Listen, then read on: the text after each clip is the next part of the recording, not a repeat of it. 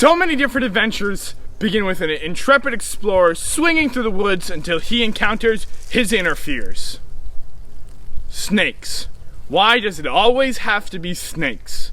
Whether you love or hate the slimy, slinky reptiles and amphibians, they are an invaluable part of the ecosystem of Westport Woods. Snakes are reptiles like turtles and lizards. Early snakes first appeared during the time of the dinosaurs, and they now live on every continent except Antarctica. Though snakes often get a bad rap, the vast majority of the species aren't venomous. They also provide a valuable service by eating potential pests like mice and slugs. There are 14 species of snakes that call Massachusetts home. They come in different patterns and colors, and their diets and habits vary. For some people, spotting a snake in the wild is an exciting and special experience, but for others, it may provoke anxiety. Fortunately, the snakes you're likely to find in your yard in Massachusetts aren't venomous. The two venomous species, the northern copperhead and timber rattlesnake, are endangered, and they prefer rocky, forested hillsides. The eastern spadefoot toad may inhabit the woods. This brownish animal is often called a spadefoot toad, though it's not related to the true toads. It has yellow stripes, small warts, and cat-like pupils. The term spadefoot comes from the hard digging structures in the hind feet. Rarely seen, it spends much of its time underground or hunting for small prey at night.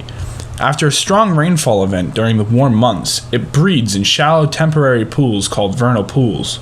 Threatened in Massachusetts and under the Massachusetts Endangered Species Act, it is illegal to kill, harass, or possess this animal. The last reported observation in Westport was in 2012. Salamanders are secretive, so much so that most people have never encountered them. But because of their sensitive skin and specific habitat requirements, these shy creatures can tell us a lot about the health of our environment. There are 11 species of salamanders in Massachusetts. They belong to 4 scientific families: lungless salamanders, mole salamanders, newts, and mud puppies, and come in a dizzying array of colors and patterns.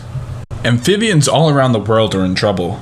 3 of the 11 salamander species in Massachusetts are listed under the state's Endangered Species Act.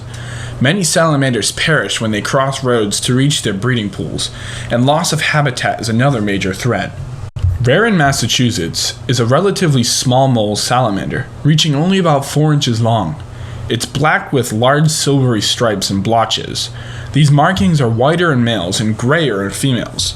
Unlike other mole salamanders, it breeds in the fall and lays its eggs in depressions where vernal pools will later appear. These eggs can hatch as soon as the rain comes in the late fall or early winter, giving young marbled salamanders a head start over other species. Threatened in Massachusetts and under the Massachusetts Endangered Species Act, it is illegal to kill, harass, or possess this salamander.